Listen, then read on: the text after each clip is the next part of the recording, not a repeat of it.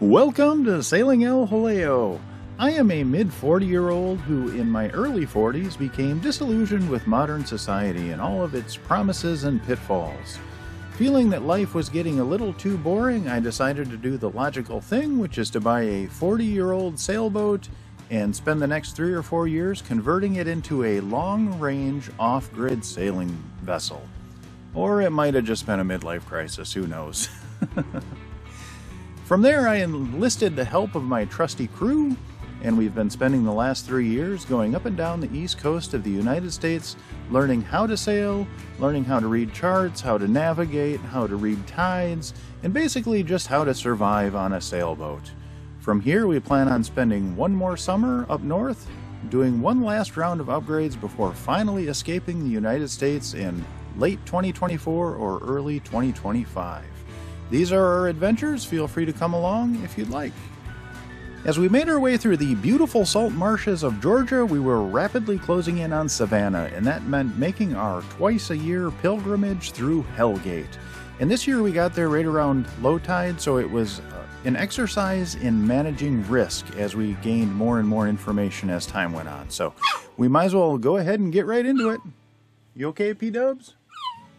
Grab a drink, climb aboard, and let's get going. You okay, Wubble?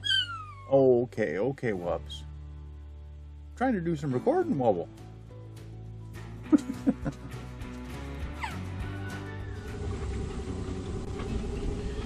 Hey, y'all. I don't know how well this will show up. Maybe I can just overlay it. But here we are at Hell Gate. It's just right here. This is Raccoon Island, and we have to go right through this spot here. And we are at low tide right now. And a sailboat went through before us. They were here about an hour before we got here. And they bumped bottom, and they only have a 3.5 foot draft. We have a 5.5 foot, so there's absolutely no way we could get through. We were going to try, because some reports said there is still a 6 foot channel through there, but clearly there's not. There might be, maybe the other people wandered a little bit off, you know, the path, but it's not worth it. And there is another route we could take. Like this guy here passed us up, Rhapsody, a sailing boat. They came down here, and it looks like they're going to go outside into the ocean and come back in. Or, you know, who knows, maybe they're going to go up down here. It's hard to tell, but I mean, but if you try and cut across here, it shows some cautions, and some people say there's some really bad shoaling in through here, and these depths are all incorrect. And there are other points that show there are breakers. So, you know what? This is our home, and it has everything that we own on it. And we're not heroes. There's no reason for us to take any risks. You know, coming through, I was going to try and come through here when it was still 2 foot above low tide. I considered that to be a pretty low risk, but you know, thanks to that information from the other boaters, we decided that that was too big of a risk as well. So we're not heroes. We can hang out. We can chill for a few hours. We've got it ain't no thing. We were going to try and make it, because we got some high wind coming in, so we wanted to make it back to Calabogue Sound, which is one of our favorite anchorages over there in Bull Creek. But we're not going to make that. And the high wind isn't coming in until tomorrow night. So I think if we go up to Savannah, there's a nice anchorage there that we've got some reports on that are that's good. So if we go there, it's only 8 miles. So if we wait until noon, the water here will be up 4 feet. We should be able to skate through Hell Gate. We'll be with the tide for 2 hours, and that should be about right. I think right around Isle of Hope, somewhere in there is... Whoa. What are you thinking, big guy? I know. Yeah, you tell him. But I think right around there is where the tide switches. There's a... Squoob! What are you talking about? What are you talking about? What are you talking about? You get after it, buddy. Get after it. But there's a bridge there. I think that's right about where the tide transition is. So we should be with the tide for most of the way to our anchorage, because we should get, if we get through here at noon, we'll get to that transition point right about when the tide switches again. So that, I mean, we'll easily make it to our anchorage before night. So that's only 8 miles beyond here. So, all right, that's the plan. I'll let you know when we go through. We'll see what happens. A lot of life is managing risk, and living on a boat, or I guess on land or anywhere. I mean, every human being has to manage their level of risk and the risk that they're exposed to. And living on a boat, I think there are probably a few more potential risks that you have to face versus living on land, although that might not necessarily be true. But anyway, I digress. So we always try and manage our risk. And as I said in that first clip, we are not heroes. I'm not comfortable with a risk over 3 out of 10 currently. That's just where we're at. Over time, that risk will probably go up as we expand our base of operations, if you will. But we do have to manage risk. And originally, when this day started out, we were going to go to Hellgate, and Hellgate is very tricky. The current changes 4 times as you're traveling through it. And it's also very shallow. So because it is so dynamic, as far as currents are concerned, the shoaling is always all over the place. So it's not always necessarily, the charts are not always necessarily correct. So, and I put the nav screen up here so you can see the sonar charts do show, I believe, 6-foot depth through there. And the chart, or the depth that is shown on the chart, is the depth at the average low water, which is what we typically call low tide. Although some low tides can be lower than others. Actually, every low tide is slightly different. So you do have to take that into account. So, and through radio chatter, I had heard that there was a 6-foot channel through Hellgate, even at low tide, although it was very, very tight. So when we approached Hellgate, we were at plus 2 feet and the tide was going out. So typically I don't like to go through on a lowering tide, but since it was only going to drop another 2 feet, even if we did ground, it wouldn't put the boat in danger. We would just have to wait for the tide to come back in.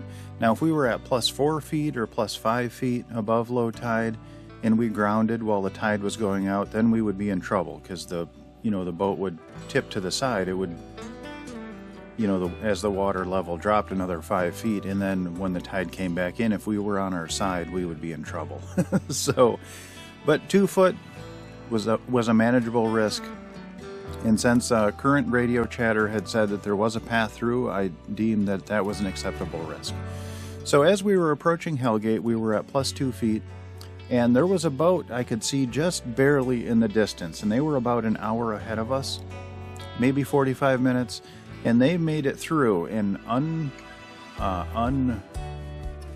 unprovoked. I did not reach out on the radio to ask them what kind of depths they saw. I thought about it, but I don't really like bugging people sometimes. Some people get testy about it, so most are okay. But so I did not reach out to them. They didn't have AIS, so I didn't know the name of their boat. So it just would have been kind of a cluster if I tried to track them down. So, but they actually ended up reaching out to me. So they could see me coming through behind, and they got on the radio and said, look, we've got a 3.5-foot draft. We touched bottom coming through, so take that into account. And when they went through, it was at plus 3 feet, and we were going to go through at plus 2 feet. So it was even lower. So where they hit bottom would have now only been 2.5 feet deep, and there's no way we could get through because we've got a 5.5-foot draft. So that is when I decided, okay, our risk based upon the knowledge that we have right now just went significantly up, so we can't go through, and that's perfectly fine. So we pulled off to the side just before Hellgate and anchored, and that's when I filmed that first clip. So about 2 hours later, we were sitting there, waiting for the tide to come back up. We had now gone through low tide, and we were at plus 2 on a rising tide. So we were in the exact same conditions that we were, or the exact same depths as when I originally got there. It's just we were on the other side of the tide.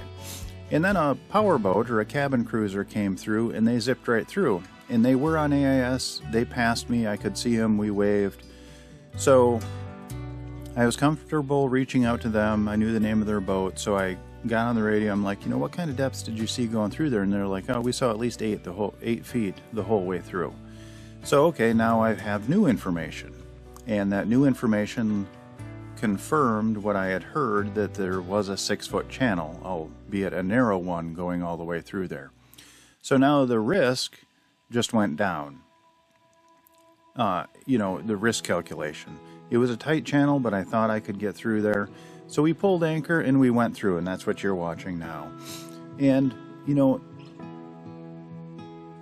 and I want to be crystal clear. I could have made it through there originally when I wanted to, you know, the first time. And, you know, I wasted 2 hours. Is that a big deal? Absolutely not. Now, do I think that the information that the first sailboat that went through there that they gave me was bad? Absolutely not. That was the information they had. Now, do I wish that they hadn't have given me that information? Absolutely not. I'll take as much information as I can get, and I will almost always play it safe. So everyone has different information because everyone takes a slightly different path through there, and you can see some of the shoals even on the video.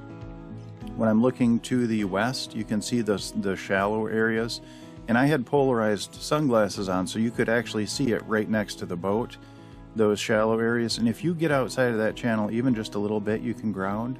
So it's always better to have more information, and none of the information is wrong.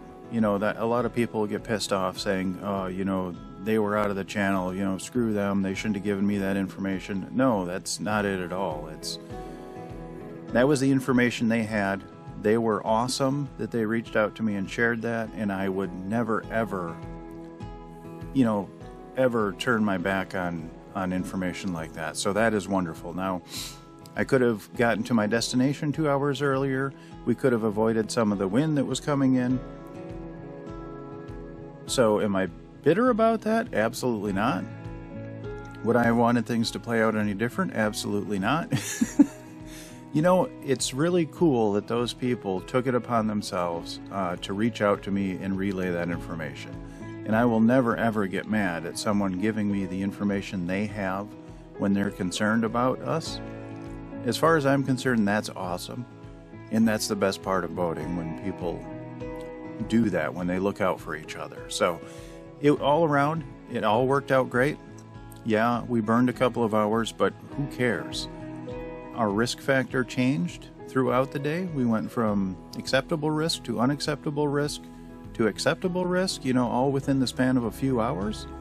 And that was a calculation based upon information that we had. So whenever you're sailing or boating or whatever, or even in life, you just have to factor the risks. And sometimes you get information that is good, but it's not necessarily 100% accurate for the course that you would take, but you don't know that. So it's all good.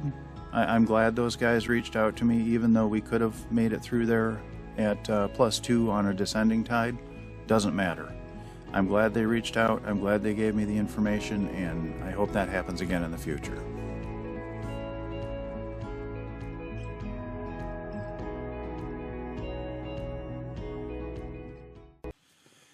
And that's all we have time for this week. I would like to give a massive shout out to my Patreon crew. Without your guys' support, I wouldn't make these videos. And my Patreon crew is Joan and Juddy Judnick, Val and Chris Alcorn, Denise and Eli Sackett, Sherry Erickson, Deb Shaw, Matthew Spotton, Peter Allen, and Natalie Linehan. Thank you guys so very much. Your support really means the world to me. I do have one legacy patron member, and her name is Joan Linbo. Unfortunately, she has passed on, but she lives on in our hearts forever. We really miss you, Joan. If you are interested in joining our Patreon crew, there is a link in the description down below, and that'll take you to our Patreon page where you can sign up. And there are hundreds, literally hundreds of extra videos and photos of our travels, and I try and keep everything there up to date and post at least once or twice a week. So it gives you a little peek behind the curtain. If you do like our videos, please like, comment, and subscribe. That'll help us out more than you'll ever know, and that actually doesn't cost you anything. So hit that like button. Alrighty, I hope you all are well, and we'll see you next week.